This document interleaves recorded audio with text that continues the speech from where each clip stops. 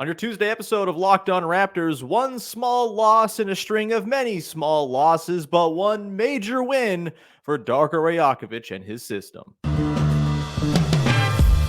You are Locked On Raptors, your daily Toronto Raptors podcast, part of the Locked On Podcast Network, your team every day.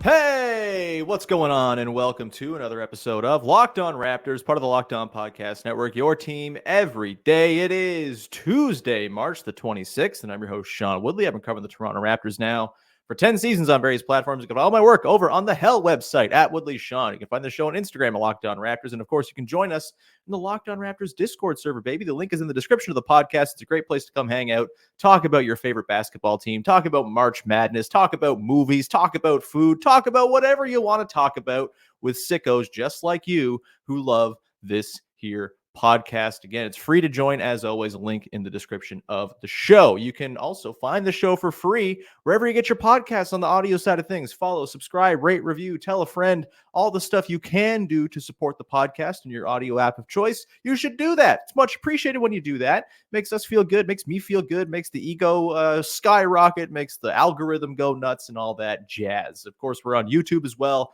You can go to the YouTube channel, subscribe, hit the little notification bell, and you want to get a push notification every single time the show is about to premiere, so you never miss a second of that sweet, sweet Locked On Raptors action. And we begin the Locked On Raptors action today, breaking down a loss to the Brooklyn Nets, one of the few wins that might have been for the taking on the schedule for the remaining Raptors games on the slate. That was a weird sentence, but you got the picture, and they do not pull out said win. They fall to 23-49 in the year, one away from a 50-loss season. First time in quite some time for that to be on the table for your Raptors. They can't lose 60, so yay, that's good. Yay, math. But we're going to get into what went wrong for the Raptors. Not really what went wrong, I guess, because, we know what went wrong. They're not healthy. They don't have players. We'll get into the good, the bad, and the We'll talk about the Jontay Porter thing, which I guess we got to talk about. But I do want to maybe kind of focus on some more positive angles from this game because I'm sick of being a grump all the time, and there's nothing to do to change the station of the team, so might as well find some silver linings in the plight that is watching Toronto Raptors basketball right now. So we'll talk about Javon Freeman-Liberty coming up later on. I want to begin, though, with a milestone hit by your Toronto Raptors last night. 2,086 assists as a team over the course of the season to date. 72 games worth of action. It's a lot of assists. It is the most assists the Toronto Raptors have ever compiled as a team in a single season as a franchise, which is pretty cool. And I think a pretty good acknowledgement that Darko Ball has very much arrived. And look, we'll get into some of the numbers on the assists and stuff for the Raptors this year. We know that the numbers on the offensive end have not been pretty. They currently sit 24th in the NBA in offensive efficiency over on cleaning the glass. That sounds about right. This team has been completely obliterated over the course of the last month. They have fallen down the standings of every significant metric other than losses, where they keep on racking those bad boys up. It's just been a tough go here for the team, and it's been a tough season, right? It's been fractured. There's been upheaval. There has been constant unrest and uneasiness and other unwords, and just like a total cloud hanging over the team for long stretches of uncertainty and sort of a lack of clarity of where things are going, what the team actually is. But the one through line the entire way has been that this team has played the way Darko Rajakovic wants them to play, which I think is pretty admirable for the Raptors to have achieved, for Darko Rajakovic to have kind of kept the system running despite the many, many players who have come in and out the door. 10 different starting lineups just in the month of March alone for your Toronto Raptors. Kind of crazy. 29 different players have come through the door and played at least one game for the Raptors this season. 18 different players have started at least one game. It's been a season, again, of total upheaval, uncertainty, and, sort of fractured mini seasons all kind of sandwiched into one. And yet, in his first season on the job, sort of handed a really tough hand.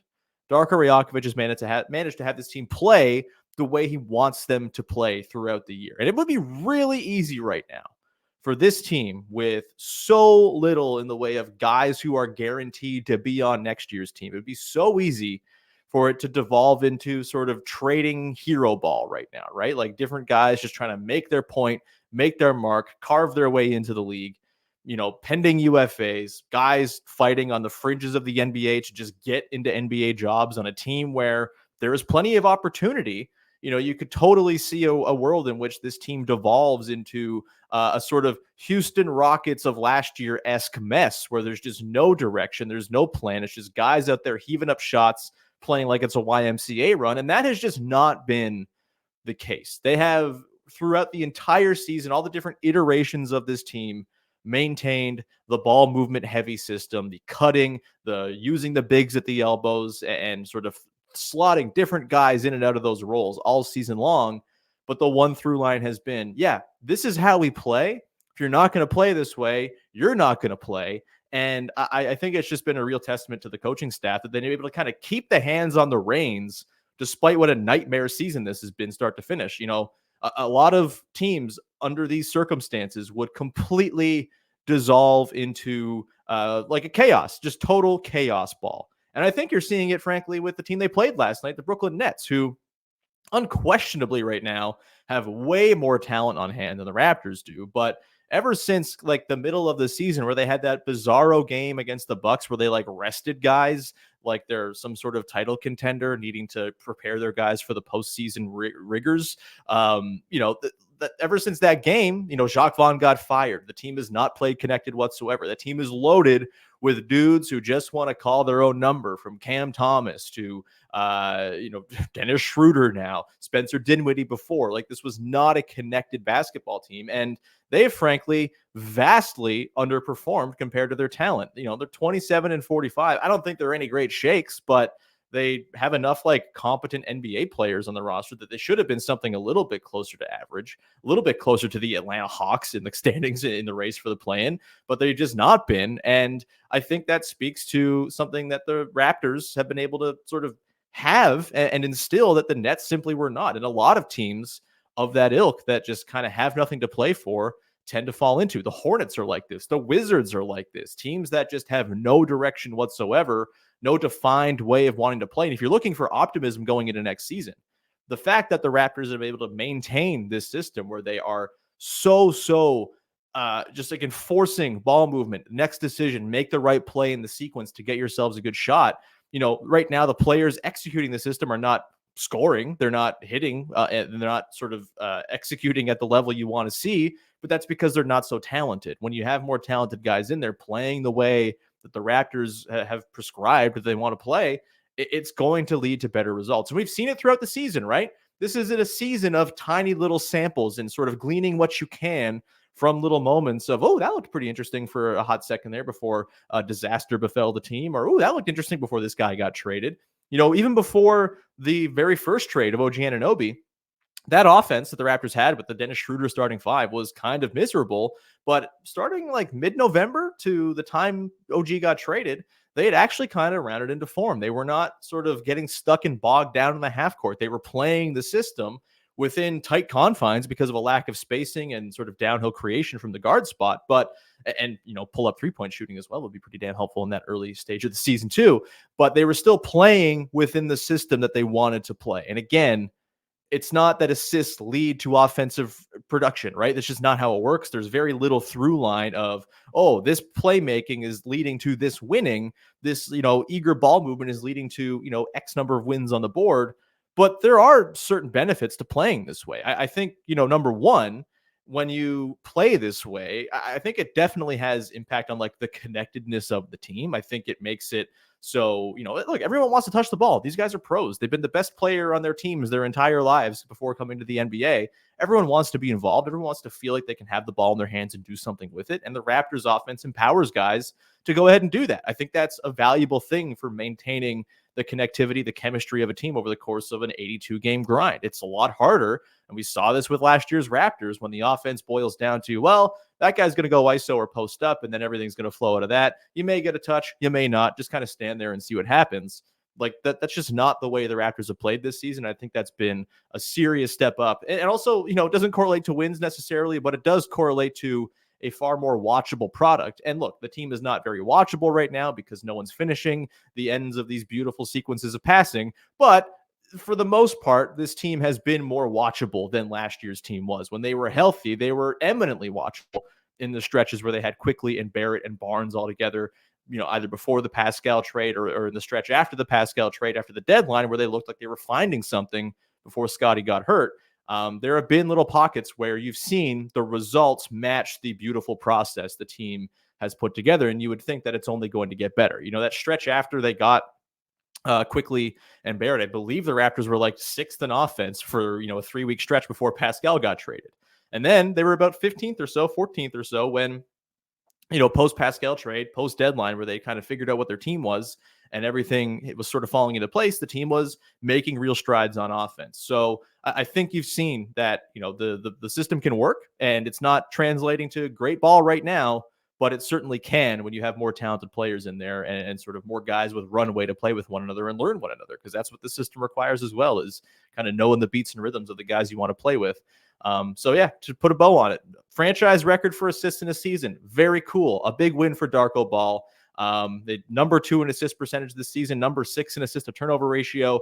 The fact that they're 18th in the league in turnover percentage, despite being so talent bereft at the moment and having so many different iterations of the team, pretty impressive as well. They're middle of the pack in that department, despite the ratcheted up playmaking and number of passes they're throwing around every game, which they are tied for number 1 in the NBA in passes per game. Again, we'll see if it can translate to real offensive results next season. I have a hunch it will, and it's a reason to feel pretty good.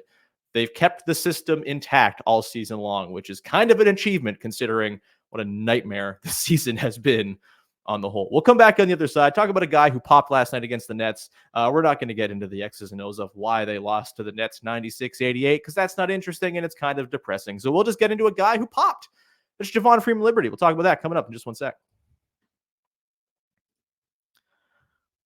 Today's show is brought to you by our friends over at eBay Motors. Passion, drive, and patience. What brings home the winning trophy is also what keeps your ride or die alive. eBay Motors has everything you need to maintain your vehicle and level it up to peak performance, from superchargers, roof racks, exhaust kits, LED headlights, and more. Whether you're into speed, power, or style, eBay Motors has got you covered. With over 122 million parts for your number 1 ride or die, you'll always find exactly what you're looking for with the eBay Guaranteed Fit. Your part is guaranteed to fit your ride the first time, every time, or your money back. Because with eBay Motors, you're burning rubber, not cash. With all the parts you need at the prices you want, it's easy to turn your car into the MVP and bring home that win. Keep your ride or die alive at ebaymotors.com. Eligible items only. Exclusions apply. eBay Guaranteed Fit only available to U.S. customers.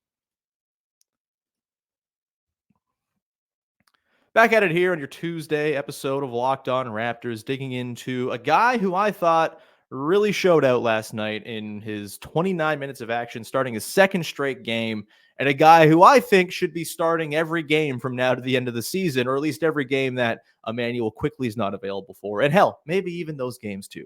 Let's get into Javon Freeman-Liberty. Last night, 15 points, 4 boards, 2 assists, a steal, 7 of 12 from the field, 7 of 10 from 2-point range.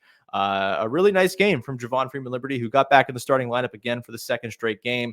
Was sort of weirdly at the fringe of the rotation over the last week or so before that. And I don't really agree with that because I think he, of all these sort of fringy roster dudes on the team, is pretty clearly to me the most likely NBA player of the bunch. And I think this was a really nice, complete game for him that showed a lot of what Javon Freeman-Liberty brings to the table. I think there's clearly an NBA player here. If Quickly is coming into next season as the go-to starting point guard, you got Scotty Barnes coming in as your sort of secondary playmaker type. He's going to run bench units. I think it's kind of an interesting team when it comes to how they can approach their backup point guard position. And I do think there's a world in which Javon Freeman-Liberty is kind of given the keys as the backup guard without the same duties that your typical backup point guard would have. Like, he's not going to be asked to be Tyus Jones on the Ja Morant Grizzlies or anything like that.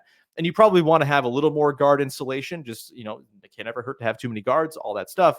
But I do think because of the way this team is set up, because a lot of stuff is going to flow through Scotty and Quickly and the bigs, I do think there's a world in which Javon Freeman-Liberty can come into next season and just kind of be like an eighth, ninth man who is their nominal backup point guard and runs with second units. And, he's maybe more of a combo guard type. He hasn't quite flashed the playmaking chops that he's shown in the G League. And obviously the scoring punch has really been what's popped off the screen in the G League for him as well.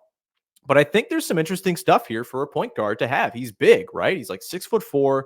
His arms go for days. He's got a pretty thick chest. Like, he's got a clear NBA level body. He's a real athlete, I think. And I think that's a big thing at the guard position in the modern NBA. You're seeing more and more like guards are skewing bigger, and the smaller guys, it's harder for them to cope. It's harder for them to exist against the sheer length that is proliferating around the NBA. So if you can have someone with a little bit of size and a little bit of, beef to them at the point guard spot as your backup, I think that's a pretty good place to be.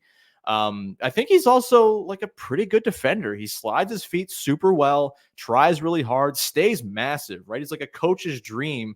You don't have to scream at him to put his arms up. His arms are just always there, and his arms are ample. And so he offers just like really nice resistance at the point of attack, I think. I'm pretty in on the Javon Freeman-Liberty experience. He's shooting 56% on twos this season for the Raptors. Just 12 games he's played. He's only averaging 5 points a game. He's attempting like 3 twos a game, but still 56%, pretty good start there. And, I think the 3-point shot will come along. He's only shooting 12% from deep right now. That's not sustainable. That's going to come back in some way, shape, or form via the lovely wave of positive regression to the mean. And I absolutely think that if Quickly is not going to be back in the lineup, and we'll see, him and RJ Barrett were on the bench last night. I certainly wouldn't be against seeing them play. Good to see them back around the team and smiling and stuff on the bench. And hopefully both are doing well with their, the things they're dealing with personally right now. But, if they're going to come back, great.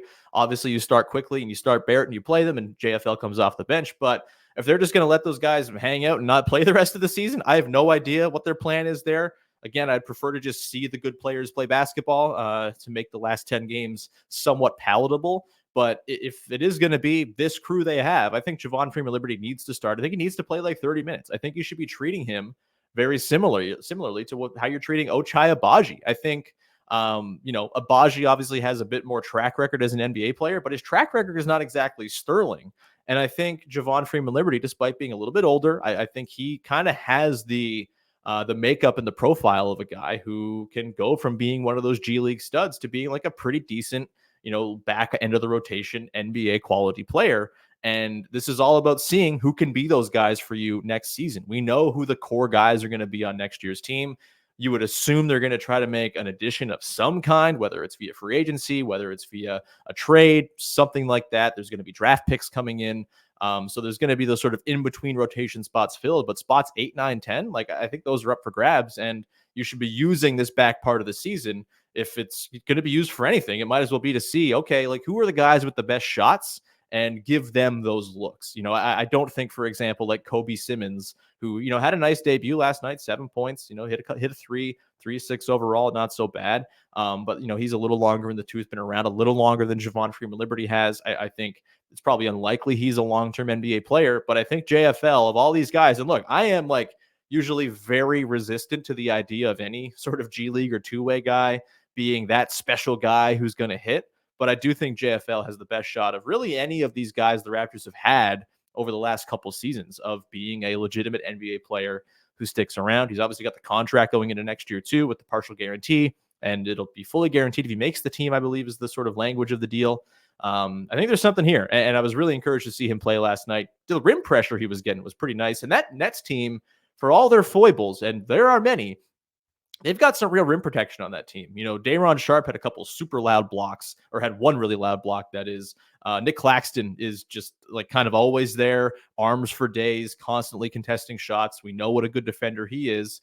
And it was still a situation where, he was able to get downhill, collect his own misses a couple times, put him right back up and in. I thought it was a nice game from Javon Freeman-Liberty overall. And again, sort of a reason why he should be playing over Jordan Nwora. He should be playing over Kobe Simmons. He should be playing over, Bruce Brown even at this point. Like, I'm not even opposed to the idea of Bruce Brown coming back on next year's team. But I think at this point, we know, coming in off the bench, he's kind of settling in, playing decent ball coming off the bench. But we know what Bruce Brown is. Don't think we need to see these starting lineups without really a true point guard, lead guard type. would much rather Javon Freeman-Liberty in that spot for Bruce Brown just to see what he can do. This is what this is about. Throw stuff at the wall, see what can stick. And I think if anything's going to stick of these end of bench guys, I think JFL is probably the guy with the best shots. So I liked what I saw. Encouraging stuff. Well, hopefully we see a little bit more of JFL getting cut loose over the next little bit here. We'll come back on the other side, round it up with the good, the bad, and the to round out the show the way we round out every episode on the heels of a Raptors basketball game. Just 10 more of these left, mercifully. We'll get to this one coming up in just 1 second. Today's show is sponsored by BetterHelp. Sometimes we all need the opportunity to get something off of our chest. Big or small, certain things can really start to get to it, and it's important to let that out with someone who is there and unbiased on your life and just there to listen and offer suggestions on how to best cope with the things you're dealing with. This is not just for people who have gone through major trauma either. You know, everyone has stuff they're dealing with, whether it's life decisions, whether it's a relationship that you want to, better with some TLC, whether it's a career choice you're trying to make. All of these things require you to kind of know yourself so you can make the best decision for you to be a happy you going forward as well. And therapy can be a great vehicle for finding those answers, finding those coping mechanisms, and getting to a place where you are making decisions that are going to be good for you in the long term. Therapy can be different for everyone. Most of us have bigger problems than our favorite sports teams, and it's important to get things off your chest every once in a while. If you're thinking of starting therapy, give BetterHelp a try. It's entirely online, designed to be flexible and suited to your schedule. All you got to do is visit betterhelp.com/lockedonnba to get 10% off your first month. That's BetterHelp, HELP.com/lockedonnba. All right, wrapping it up here on your Tuesday episode. Yeah, Tuesday, right? I don't know. Days are falling together at this point. But yeah, Tuesday episode of Locked On Raptors. Thanks for hanging, of course. A reminder, you can find Locked On Sports Today 24/7 on YouTube. Just search it up. You'll actually be redirected there if you're watching the YouTube version of the podcast as well. And you can check out that wonderful channel where you have Locked On's national shows and local shows covering the biggest stories and all of the big event coverage, MLB season preview, March Madness, all that covered over for you. Locked On Sports Today 24/7. A wonderful thing to just have on in the background all the live long day. All right, let's round it out here with the good, the bad, and the way we recap or finish up every recap episode after a game here on the podcast. A thing I liked, a thing I didn't like, and a thing that's got me a little bit intrigued or interested from the latest game. My good in this one has nothing to do with this basketball game. It is the Washington Wizards rattling off an East-Best 3-game winning streak at the most optimal of times. Give me that 31st overall pick, baby. Give me the pick of the entire second round field in the draft this year. The Wizards, with this torrid win streak, are now 2 games up on or 2 games down on, I don't know, 2 games separate from the Pistons, who are currently last in the standings. Of course, that pick from the OG Anunoby trade coming back from the Knicks is the Pistons' second round pick. And so the Pistons being last, good for the Raptors. You get the whole second round options available for you. Whoever falls from that first round into that second round, you get to go and scoop them up if you want them. Not a bad place to be. I mean, 31st or 32nd is fine, but we're in the business of small wins here. So go Wizards, I guess. I also think it's funny that the Jazz have the Wizards second rounder as part of this subplot. Like, neither the Pistons or Wizards have their second round picks this year, which feels bad for teams as bad as the Pistons and Wizards. But either way, I love it. It's a wonderful, dumb draft pick storyline that I am getting some joy out of. So yeah, go Wizards. Bonus good, I mentioned it earlier, but seeing IQ and RJ back on the bench, no idea what the plan is going to be for them. I hope we see them, but if we don't, I get it.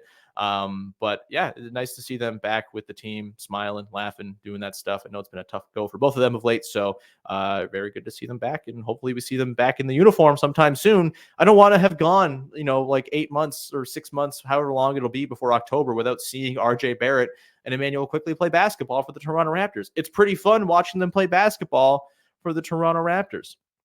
My bad in this game, this is not from the game. We're not really talking about the game at all in this one, whatever. But Jontay Porter, guess we got to talk about this one, huh? Reported by Woj yesterday that he is under investigation for suspicious prop bets on Jontay Porter props in the games January 26th against the Clippers and March 20th against the Kings. Look, there's not a ton to add to this one. We know what we know. We have the reporting out. It's under investigation. Nothing has been proven. All of those caveats apply. If true, absolutely boneheaded stuff from Jontay Porter, who very well could find himself banned from the NBA for life after taking many years to get back to the NBA after dealing with injury stuff. It's kind of a bummer of a way for his tale to end if that's how it ends. But again, you kind of make your own bed when you do this stuff, if he did in fact do what is being accused of or being implied. Sort of detail on the story is the sort of integrity commissions that work for these sports books. They're sort of the conduit between the sports books and the leagues. They kind of picked up on some strange action on these Jontay Porter prop bets. I think specifically under 0.5 3-pointers made in these two games against the Clippers on the 26th of January and the Kings on last week on the 20th of March. Both games that Jontay Porter left early as well. And so, that adds to the speculation, I'm sure, for those who are trying to connect dots. And it seems like, those games, there were just like insane rushes to have a ton of money put down on those prop bets. I believe from the reporting in The Athletic from, I think it was Mike Vorkunov and Eric Koreen. It could be someone else with Koreen, but Koreen's in there. The reporting is that, requests of like upwards of $10,000 or $20,000 bets on these props were put in. There are limits on what you can bet on these props for sort of role players, I think, to protect against this very kind of thing. And so that raised the alarm bells at the integrity commissions and all of that. And so now we have this investigation. And I know the sort of first blush is to say, oh man, this is going to be so pervasive around the NBA. This is going on everywhere. I actually think I'm kind of encouraged, but when it comes to just like the integrity of the game concern, that they have these commissions in place to alert when some weird stuff's going on with a guy. And look, you can't, cover everything. I'm sure there's stuff that slips through the cracks with this stuff, but I do think it's nice and good that there does seem to be plenty of incentive on the part of the betting companies to flag this stuff and get it, sort of rooted out. And I think the leagues obviously are very incentivized to do it as well. That's why I'm not so concerned about this becoming any more pervasive than sort of other vices that get guys into trouble off the court. Like there are going to be guys who step outside the lines and do stuff that's, untoward and under the table and all this stuff. But if there are structures in place to catch it, then you catch them and you say, hey, bad, slap them on the wrist with a lifetime ban, if that's a slap on the wrist, and then you move on, and then you hope that serves as a warning to other people about doing it. Pete Rose was betting on baseball games. Like, this is not a new thing. It feels more pervasive now because there's betting ads on every single thing you look at related to sports. I get it.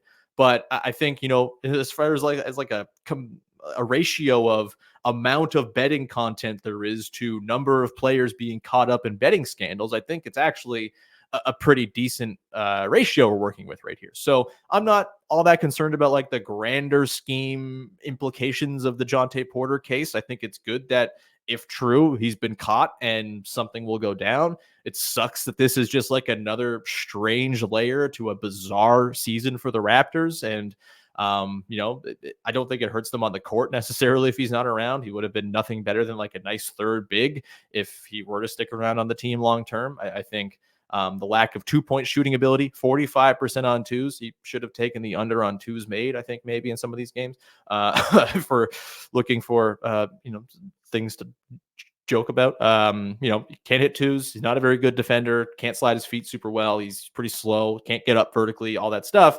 Like, I don't think he was ever going to be more than a third big on this team. So I don't think this like tangibly hurts the Raptors as like a building enterprise going forward, but certainly bizarre, certainly a wild story. I'm sure we're going to learn a whole lot more.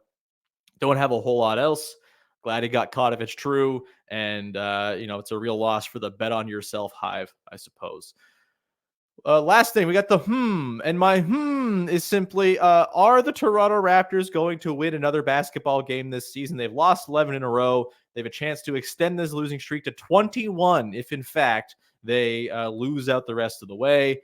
I really hope they don't do that, man. That's just like a nasty mark to have on you from this season. On a season where they've already lost to the Pistons twice, one of those losses being the end of the Pistons' own ridiculous losing streak. Like, you just don't want to have that on your CV as a team. I don't care the results, or I don't care, where they are in the standings, the tank standings, who's on the team. Like, losing 21 games in a row is absolutely embarrassing. You should not lose a quarter of your season's worth of games. And it would represent like a pretty massive, like, just sort of example of, oh yeah, they like wasted and totally just like mailed in the back part of the season. Again, not entirely in their control with the injuries and personal leaves and stuff like that. But, a quarter of a season's a long time to not win a basketball game. And it's very much on the table for the Raptors to do that.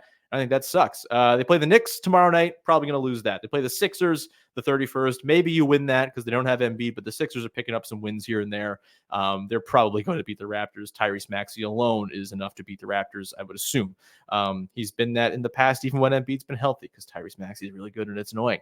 Lakers, Raptors, Tuesday, April 2nd. Probably a Lakers win. They're fighting for stuff. They're actually playing for meaningful position, et cetera, trying to ward off the Houston Rockets. They probably win that game. The Timberwolves, I feel like Anthony Edwards will have his way with the Skeleton Raptors on Wednesday, April the 3rd. The Bucks, the 5th of April, probably losing that one as well. Sunday, April 7th, that is the chance. It's against the Wizards. It's at home. Maybe like I might buy tickets for that one ahead of time just to be there for the one win in this stretch down the season. We'll see. That's probably the one. You get the Pacers at home Tuesday, April 9th, Pascal in town. The Pacers still likely fighting for playoff positioning. They're probably going to win that game. The other opportunity here is Raptors Nets April 10th. Maybe they pick up both these wins and it's you finish with a tidy 25 wins on the season. God, the Nets are not good, but and maybe they'll be benching guys by then too. Who knows? They don't really have much to tank for because they don't have their draft pick anyway. But those are the two games. Wizards on the 7th, Nets on the 10th. They have the Heat in the last two games, 12th and 14th. The Heat are battling for position in that morass of pretty good Eastern Conference teams. Probably going to be a couple of L's for the Raptors there as well. So maybe 2-8 down the stretch. Probably 1-9. Hope to God it's not 0-10, man. We got to have like one more win to satiate us. The last win the Raptors had cannot be. When was their last win even? Oh my God. Over the Hornets? The Hornets, March the 3rd? That cannot be your last win. That cannot be how you go out. Anyway, we will leave it there for now before I get too depressed. Thank you so much for tuning into the show. As always, thank you for following, subscribing, rating, reviewing, telling a friend, all that jazz. It's much appreciated when you support the show. However it is that you support the show. We'll be back again tomorrow, and I think we're going to talk a little Knicks trade with our pals Gavin and Alex from Locked On Knicks. Kind of, the Raptors play New York tomorrow. Do a little check-in on how that trade has gone for both sides. Get a little update on OG, Precious Achiuwa, of course. Sorry, Malachi Flynn will not be in the conversation for this one, but we'll get into all that coming up a little bit later on this week. Tomorrow, we'll talk about, Jamar Hines along for Wednesday to talk about the Knicks game and recap it all. Friday, probably going to do some draft stuff with Richard Stamen from Locked In NBA Big Board. So we got a loaded week for you. Keep it locked, even though the team is very bad and pathetic and losing all of their games. There's still stuff to talk about. I'm finding a way. I'm like life in Jurassic Park, finding a way to talk about this old basketball team. So thank you so much for tuning in. We will talk to you again on Wednesday in the episode of Locked On Raptors. Thanks for hanging. Bye-bye.